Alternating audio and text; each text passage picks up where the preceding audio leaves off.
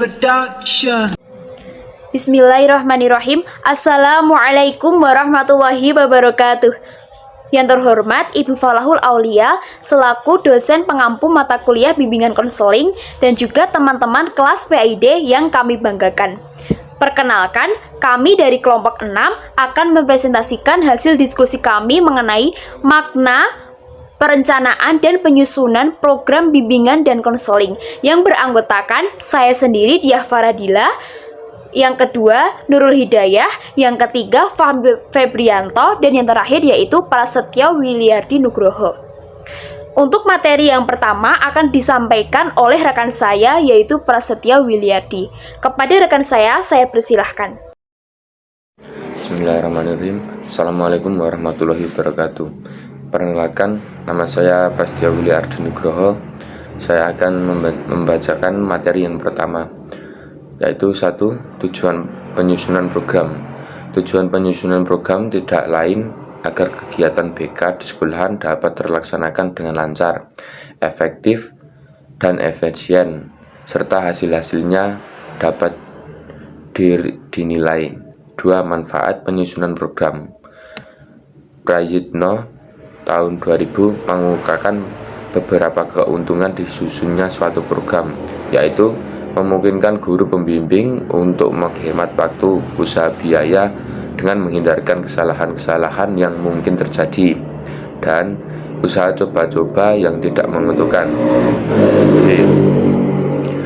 Siswa asuh akan menerima pelayanan bimbingan dan konseling serta seimbang dan menyeluruh, baik dalam hal kesempatan, bidang bimbingan, dan jenis-jenis layanan bimbingan yang diperlukan.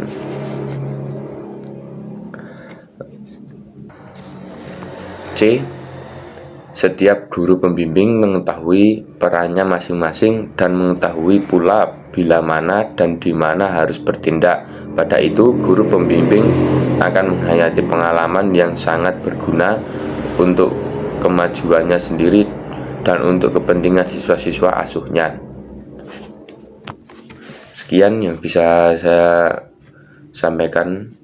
Apabila ada tutur kata yang kurang berkenan di hati Anda, saya mohon maaf yang sebesar-besarnya. Materi yang selanjutnya akan disampaikan oleh teman saya. Assalamualaikum warahmatullahi wabarakatuh. Baik, terima kasih kepada moderator yang telah memberikan waktu untuk saya. Di sini saya akan menyampaikan mengenai unsur-unsur dan juga syarat-syarat yang harus dipenuhi dalam penyusunan program bimbingan dan juga konseling. Menurut Prayitno, unsur-unsur yang harus dipenuhi dalam penyusunan program bimbingan konseling adalah kebutuhan siswa. Selain itu, jumlah siswa yang dibimbing, kemudian kegiatan di dalam maupun di luar jam belajar sekolah, kemudian jenis bidang bimbingan dan juga jenis layanan. Untuk yang selanjutnya yaitu volume kegiatan BK. Untuk yang terakhir adalah frekuensi layanan terhadap siswa. Kemudian syarat-syarat yang harus dipenuhi dalam penyusunan program bimbingan konseling. Yang pertama adalah berdasarkan kebutuhan bagi pengembangan peserta didik. Yang kedua adalah lengkap dan menyeluruh dalam artian memuat segenap fungsi bimbingan. Yang ketiga adalah sistematik. Sistematik di sini memiliki artian untuk program itu disusun menurut aturan yang logis. Yang keempat adalah terbuka dan luas dalam artian mudah menerima masukan untuk pengembangan dan juga penyempurnaan. Untuk yang kelima adalah memungkinkan kerjasama dengan pihak yang terkait. Yang keenam adalah memungkinkan diselenggarakannya penilaian dan juga tindak lanjut. Sekian dari saya kembalikan ke moderator. Terima kasih. Baik, yang selanjutnya yaitu mengenai tahap-tahap penyusunan program bimbingan dan konseling.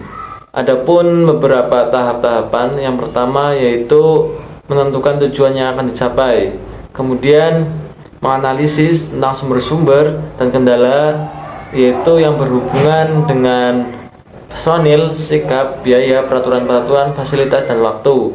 Kemudian menganalisis tentang kebutuhan-kebutuhan, kemudian menentukan tujuan-tujuan yang lebih spesifik dan dapat diukur, kemudian menentukan prioritas, kemudian menentukan strategi-strategi dan kegiatan-kegiatan yang berhubungan dengan tujuan yang spesifik. Kemudian mengadakan evaluasi terhadap perencanaan yang mencakup yang pertama itu untuk melihat sejauh mana tujuan-tujuan yang telah dicapai, dan kemudian untuk melihat sejauh mana kegiatan-kegiatan yang telah direncanakan itu dilaksanakan, dan terakhir mengadakan beberapa perubahan yang perlu untuk perbaikan program. Mungkin itu, kurang lebih mohon maaf. Sekian, kembalikan ke moderator. Materi yang terakhir yaitu mengenai jenis program. Jenis program bimbingan dan konseling yang perlu dibuat guru pembimbing guna perencanaan kegiatan pembimbing antara lain, yang pertama adalah program harian, yaitu program yang langsung diadakan pada hari-hari tertentu dalam satu minggunya. Yang kedua yaitu program mingguan, adalah program yang diadakan secara penuh dalam kurun waktu seminggu dalam satu bulan. Yang ketiga yaitu program bulanan, yaitu program yang dilaksanakan secara penuh dalam kurun waktu satu bulan tertentu dalam satu catur bulan.